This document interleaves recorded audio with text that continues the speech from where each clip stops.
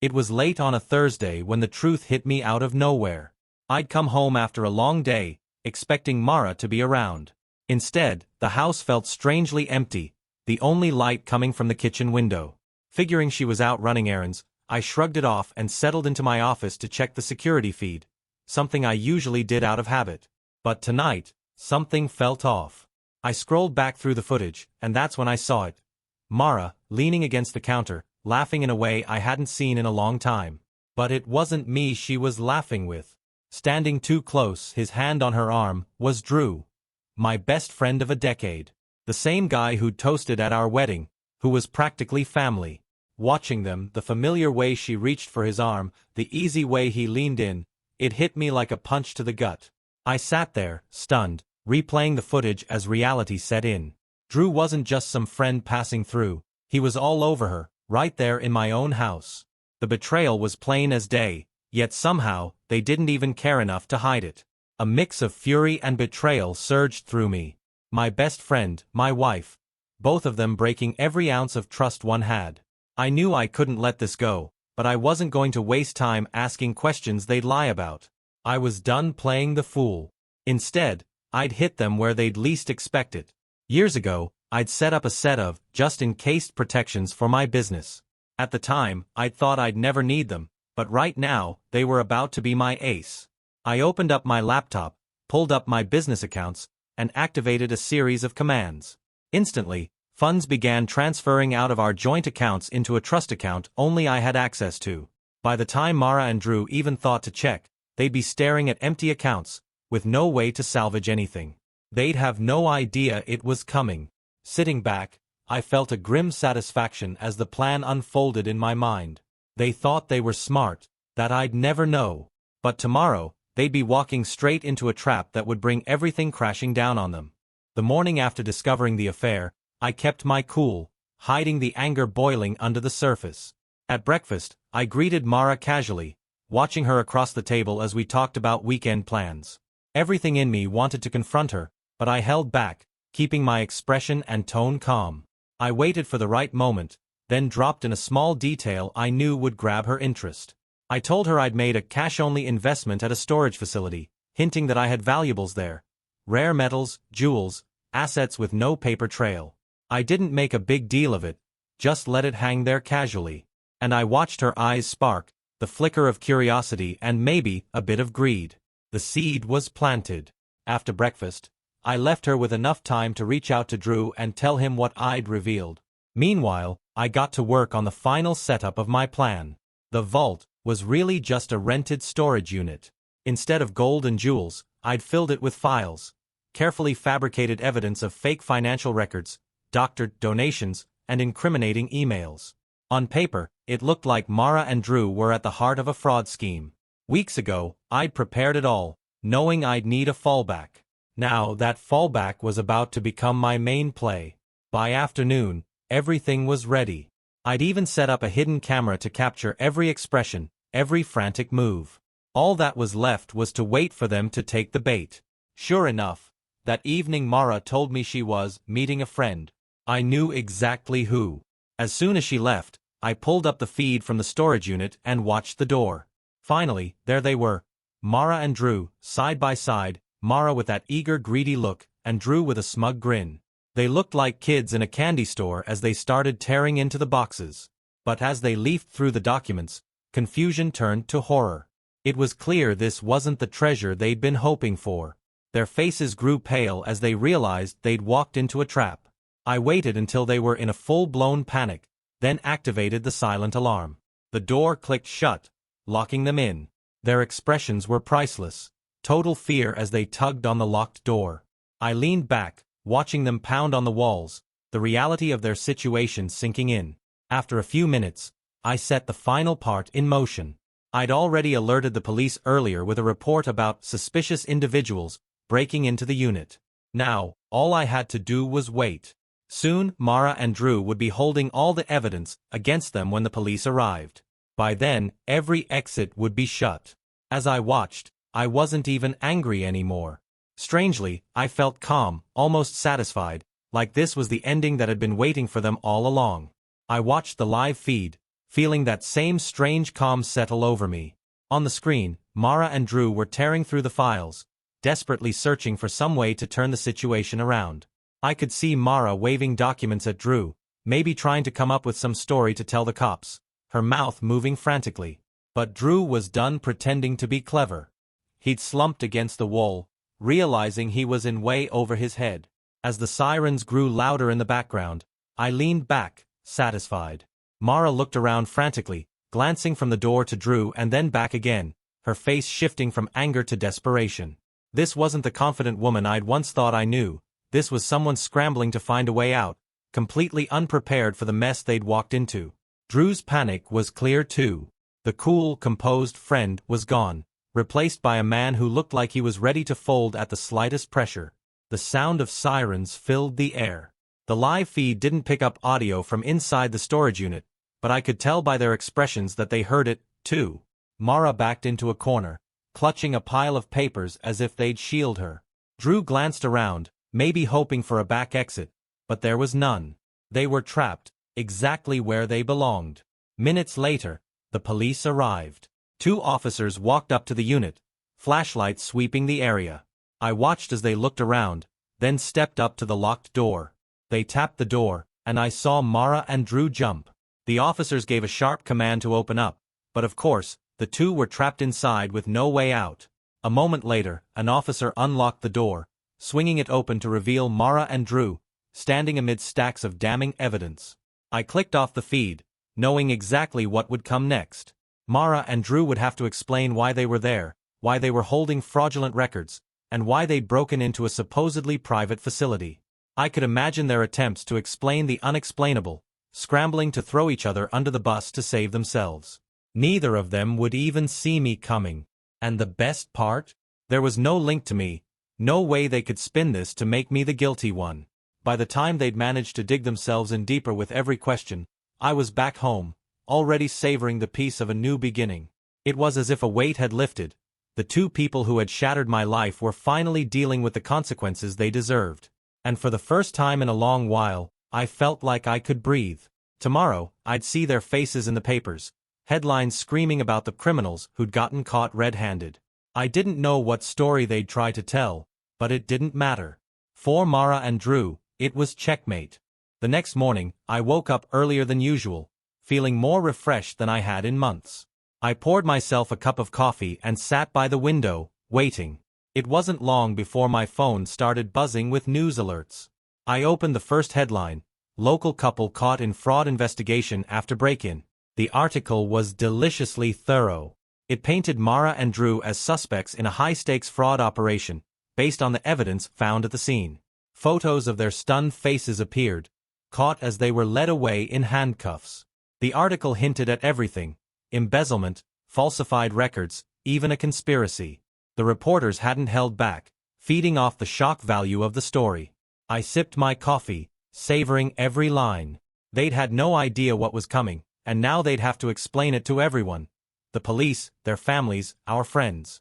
I could just imagine the questions piling up and the look on Mara's face as she tried to twist the story, knowing that no version would clear her or Drew. By noon, the news was everywhere. People started messaging me, a mix of shock and sympathy coming in from family and friends. I played my part as the clueless husband, acting confused, hurt, and surprised. I replied to a few messages, saying I'd heard bits of the story but didn't know many details. The sympathetic replies poured in. If anyone had any suspicions about my role, they hit it well. Around midday, I received a message from Mara's sister, Claire.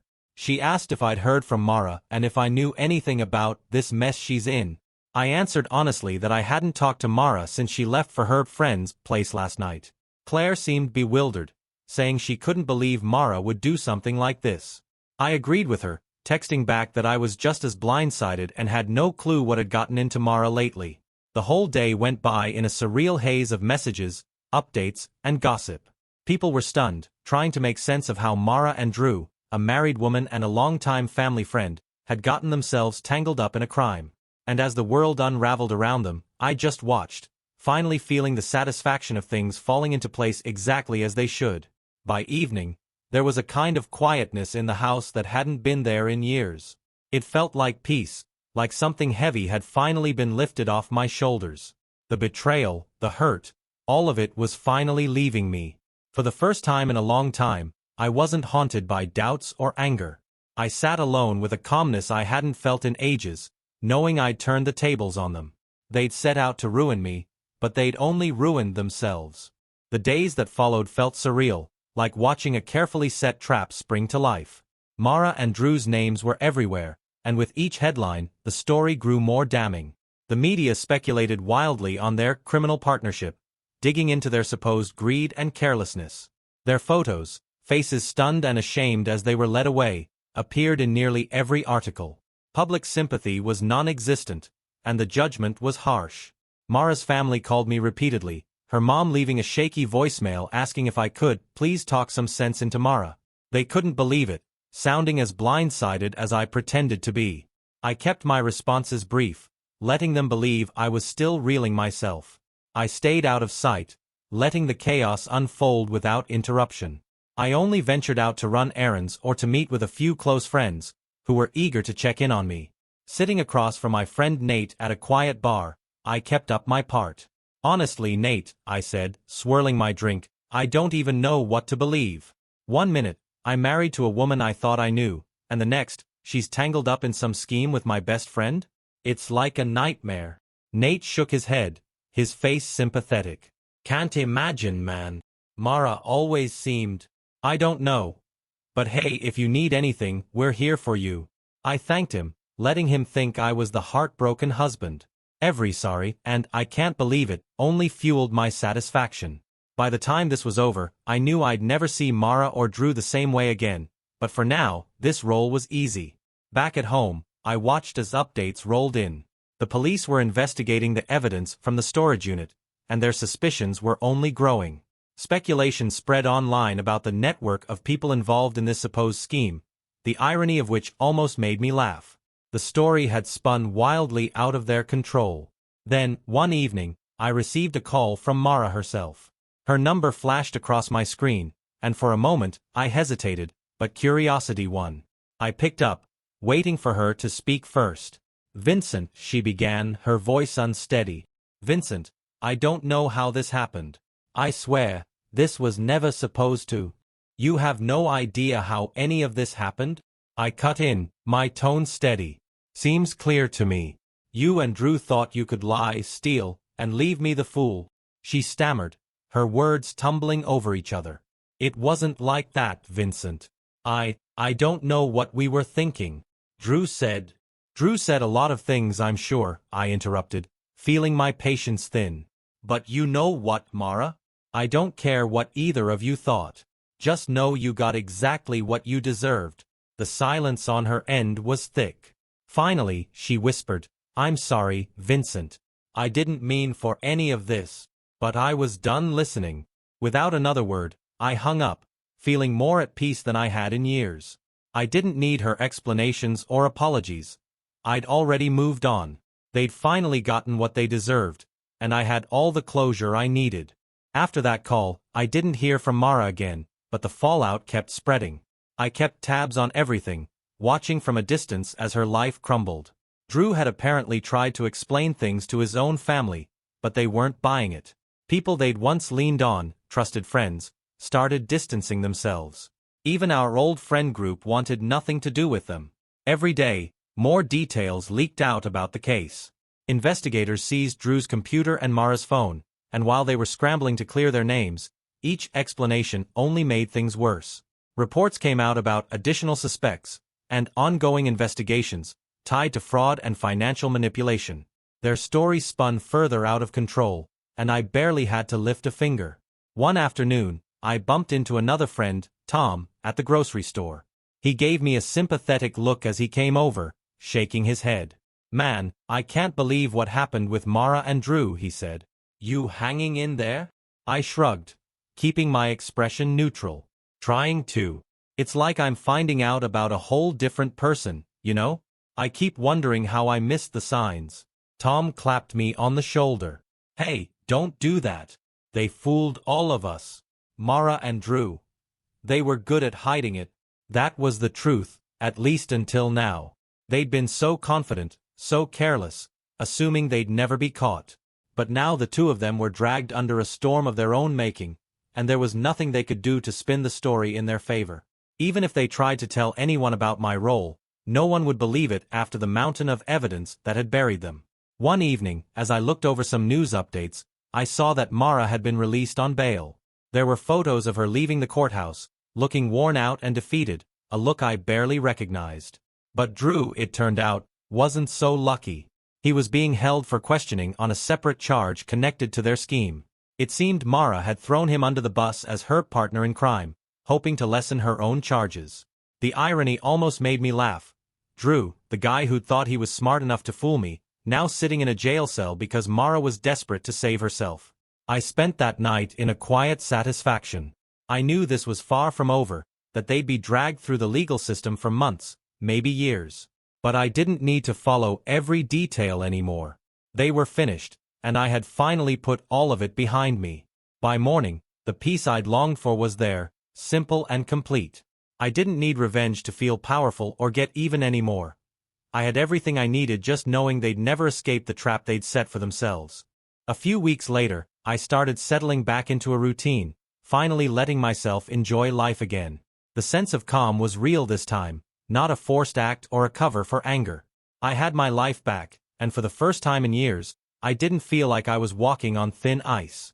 My friends were still checking in on me, though now their questions shifted from shock to genuine concern for how I was moving forward. They'd heard the worst of the story and could tell I wasn't interested in rehashing it, so instead, they focused on helping me look ahead. One afternoon, Nate and a few other guys convinced me to join them for a weekend fishing trip. We drove out to a quiet lake a few hours away, rented a cabin, and spent the days fishing and laughing, just like old times. The fresh air and silence were exactly what I needed, and for the first time, I felt completely free of the weight of Mara's betrayal. It was like I was finally stepping out of the shadows they'd cast over my life. Around the campfire one night, Nate poured me a drink and asked, "So, what's next for you, Vincent? Any plans to start fresh?" The others looked over, curious but respectful. They weren't prying, just genuinely interested. I thought about it, swirling the drink in my hand. "Honestly? I don't know yet," I said. "But for the first time, I don't feel like I have to rush into anything. I think I'll just take it slow, focus on what I want for a change." They all nodded, understanding in their own way. Nate raised his glass. "Here's to fresh starts, man. No more looking back." We clinked glasses, and as the fire crackled, I realized how much lighter I felt. I didn't have to keep a wall up anymore. There was no longer anything to hide or guard myself against. The chapter with Mara and Drew was officially closed, and what lay ahead was mine to decide, free of any secrets or betrayals.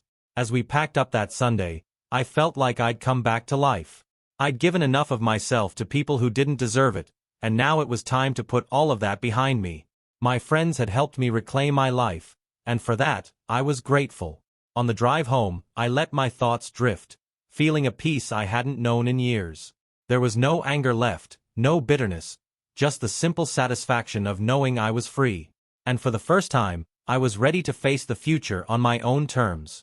Once I was back from the trip, I felt like I was stepping into a new life.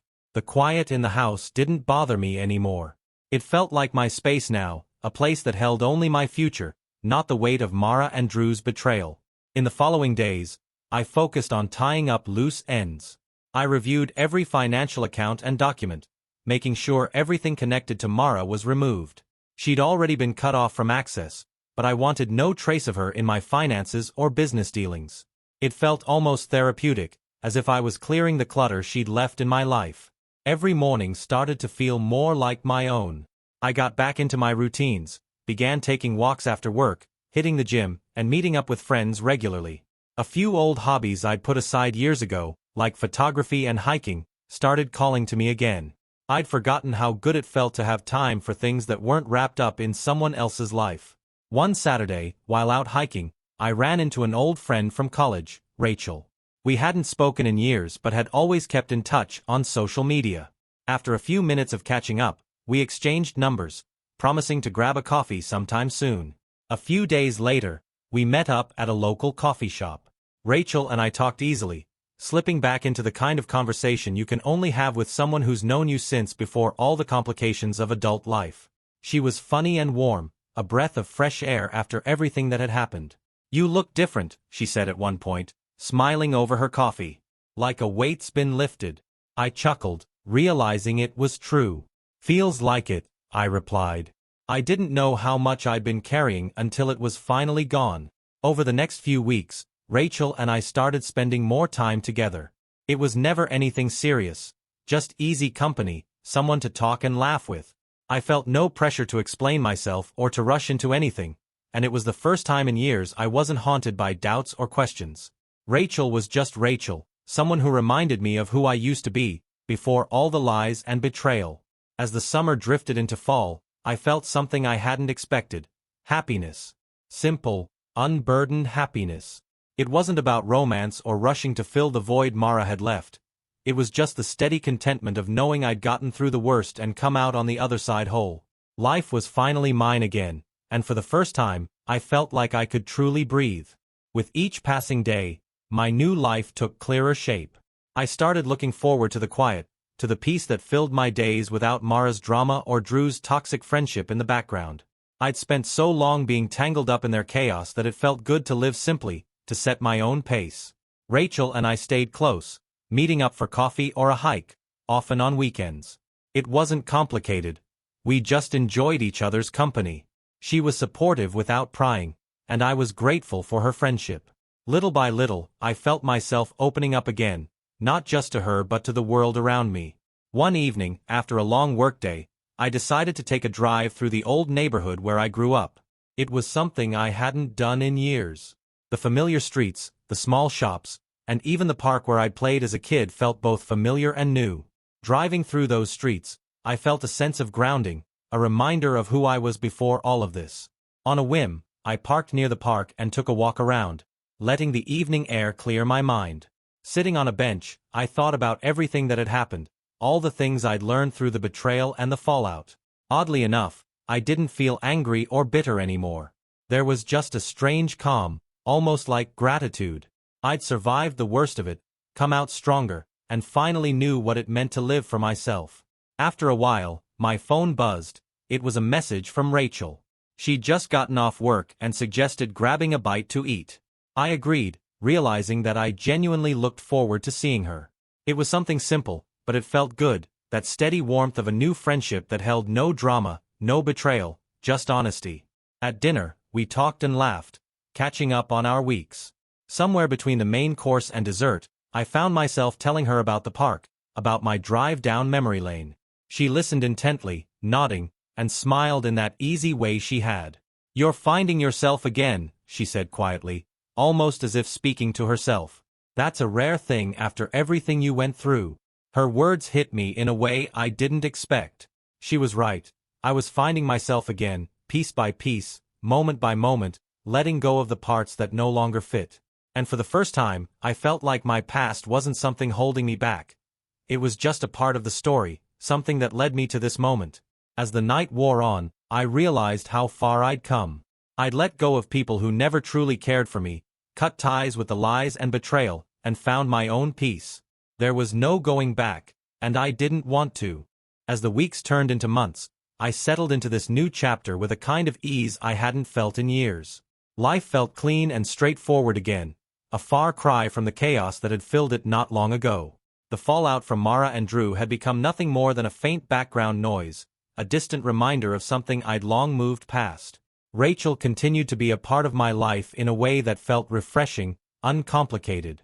We'd meet up for dinners, talk about work, swap stories from our past, and share things I hadn't thought about in years. She had this way of drawing me out, making me feel comfortable in my own skin again. It wasn't rushed, it wasn't forced, it was just a friendship that felt easy and natural. One evening, after we'd grabbed dinner and were driving back, Rachel looked over at me, a curious expression on her face. "You seem different," she said. "Like you've found some kind of peace." I glanced over, smiling slightly. "I think I have. It's weird, I never thought I'd get here. For a long time, it felt like everything was falling apart. But now I don't know. It's like I've got room to breathe again." Rachel nodded, a quiet understanding in her eyes. Sometimes, losing things makes space for what actually matters, she said thoughtfully. Maybe this is your chance to figure out what you want, just for you. Her words stayed with me. She was right. I finally had the chance to live for myself, to start from scratch without any weight from the past dragging me down. I realized how much I'd let my life revolve around other people's expectations, other people's needs. Now I could focus on my own dreams, whatever they turned out to be.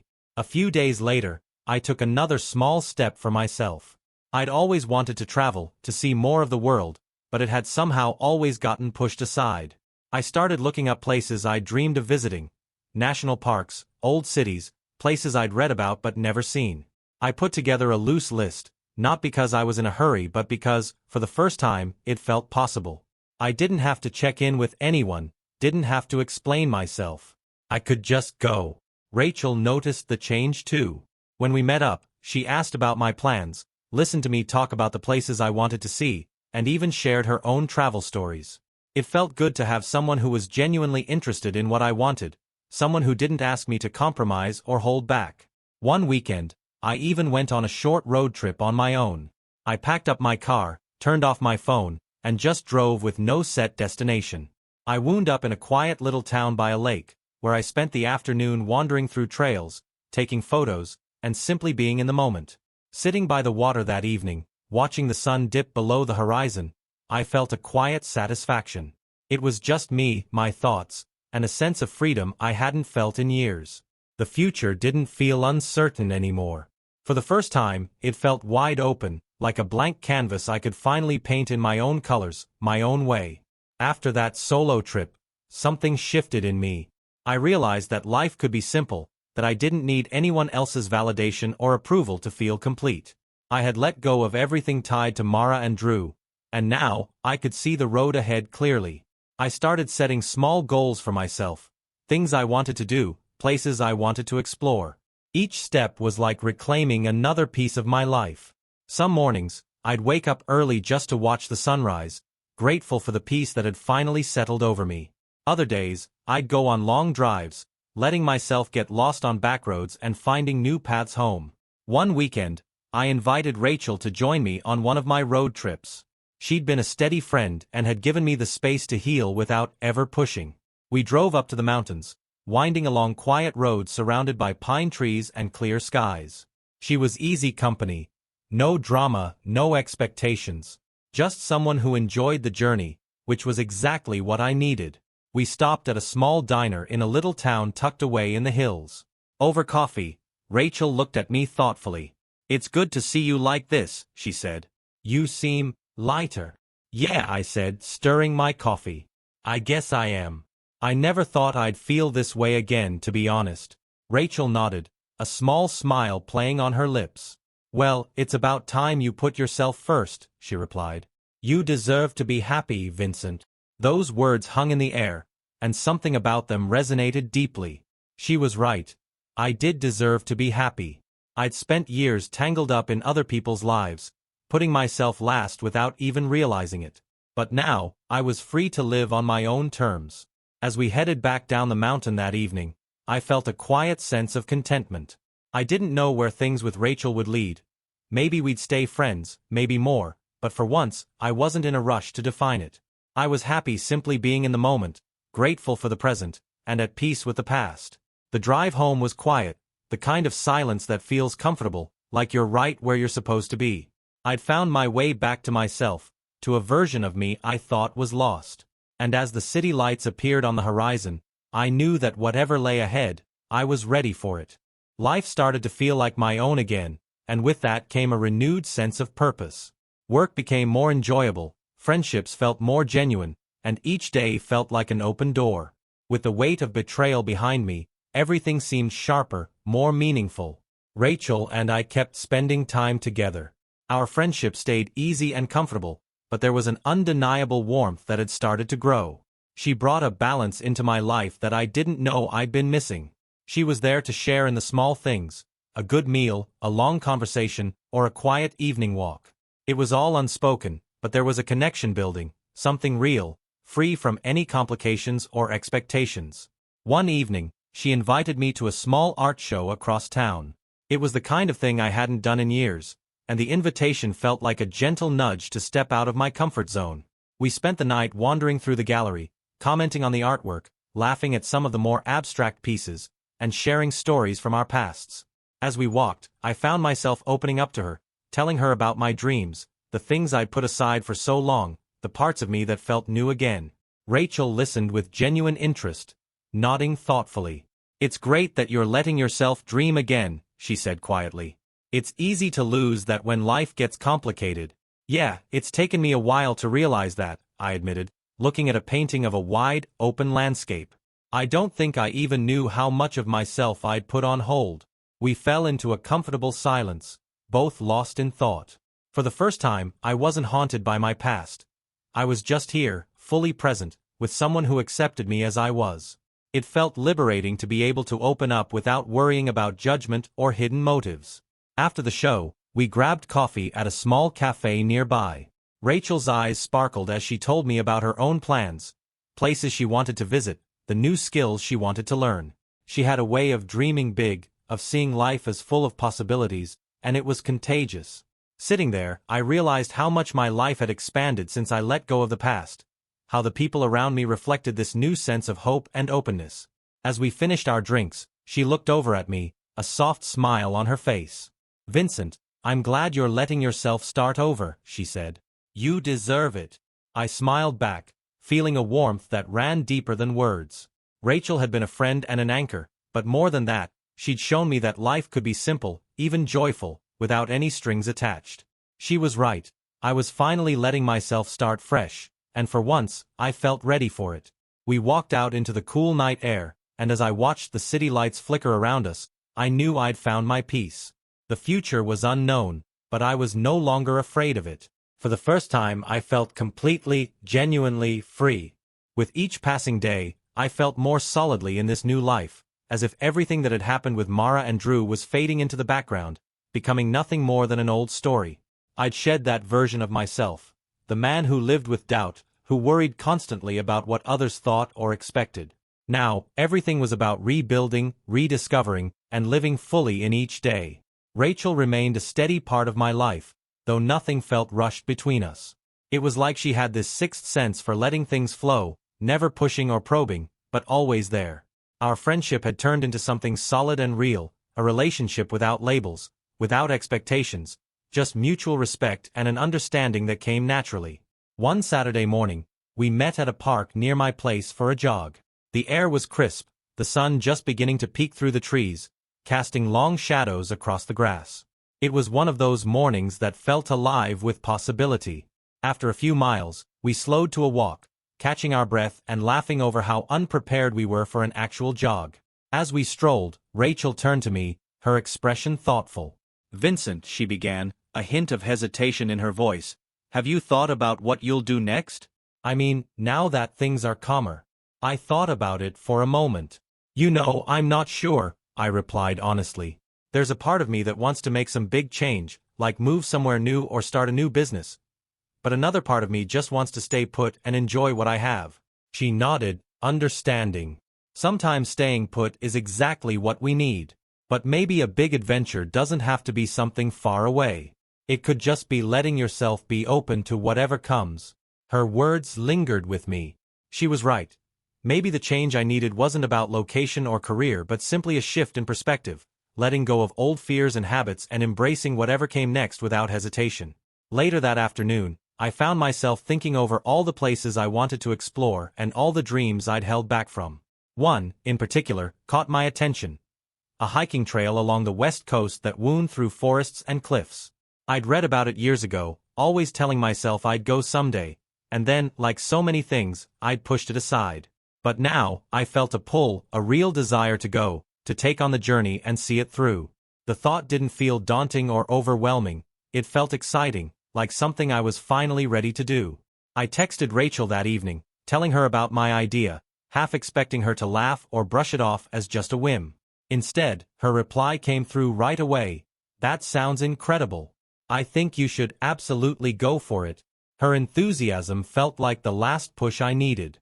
I realized that for the first time, I wasn't waiting for anyone else's permission or approval.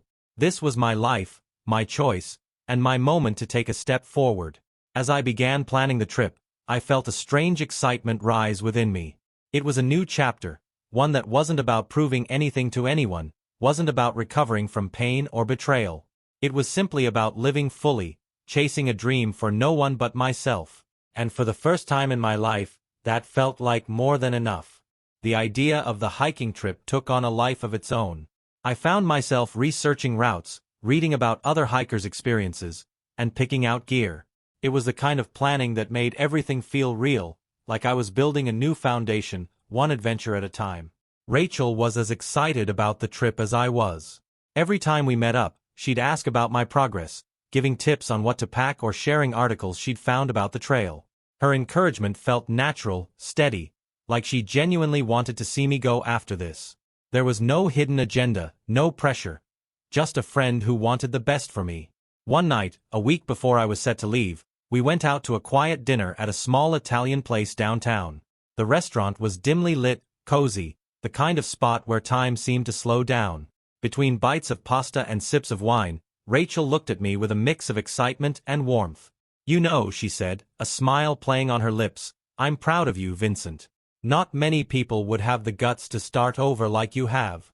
I shrugged, trying to play it off, but her words hit home.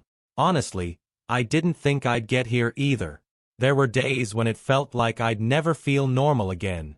But I guess we surprise ourselves sometimes. She nodded, still smiling, and for a moment, the silence between us felt charged, like something unspoken was hanging in the air. We'd shared a lot over the past few months, grown close in a way that felt almost effortless, but we hadn't really talked about where things were heading. And somehow, it felt okay to leave it unspoken. As we finished our meal and stepped outside, she wrapped her scarf around her neck, looking up at me with that familiar spark in her eyes. "Promise me you'll send pictures from the trail," she said, half teasing. "Only if you promise not to laugh if I get lost," I joked back, and we both laughed, the kind of genuine laughter that fills you with warmth. Walking her back to her car, I felt a surge of gratitude, not just for her friendship but for the chance to start fresh, for the space I'd found to become myself again. I didn't know what the future held for us, but I knew that whatever happened, I was lucky to have her in my life. As we said goodnight, I watched her drive off, feeling a strange mix of anticipation and calm. This trip was going to be my chance to let go of everything that had happened, to clear my head and finally step fully into my own life. I headed home, feeling that quiet excitement building up. In just a few days, I'd be on that trail, carrying only what I needed and leaving the rest behind. It wasn't just a hike, it was a symbol of everything I'd gained, of everything I'd finally put to rest. For the first time, I wasn't looking back. The road ahead was wide open, and I was more than ready to take that first step. The morning of the trip, I packed my bag, checked my gear, and took a final look around my place. Everything felt quiet and settled, as if even the house understood that I was leaving behind an old chapter. I locked up, took a deep breath, and set off, the car packed and ready for a stretch of open road. As I drove, the early morning sun peeked over the horizon, casting a soft, golden glow across the landscape. It was the perfect start. There were miles ahead, each one a reminder of how far I'd come, each one carrying me further from the past and closer to the new life I'd worked so hard to reclaim. When I finally reached the trailhead, I took a moment to absorb the silence around me, the crispness of the air, the towering trees lining the path. This was it.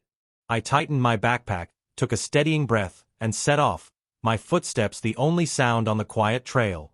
The first few miles were peaceful, the rhythm of walking pulling me into the present. I passed clear streams, climbed small hills, and caught glimpses of sweeping views between the trees. The more I walked, the more the old weight on my shoulders lifted, replaced by a lightness that was entirely new. On the second day, as I reached a scenic overlook, I stopped to rest and took out my phone. I snapped a few pictures, capturing the expanse of the valley below. Remembering my promise to Rachel, I sent her one, adding a simple message. "Wish you could see this." A few moments later, her reply came back. "It's beautiful. And I'm glad you're finally seeing it." Her words were like a gentle reminder, a grounding message that tied this moment back to everything we talked about. Rachel had been right all along. This journey was exactly what I needed, and I felt like I was finally seeing the world and myself with new eyes. As the days went by, I lost track of time, letting each sunrise and sunset mark the rhythm of my days. The silence, the freedom, the sheer openness of it all. It felt like a gift.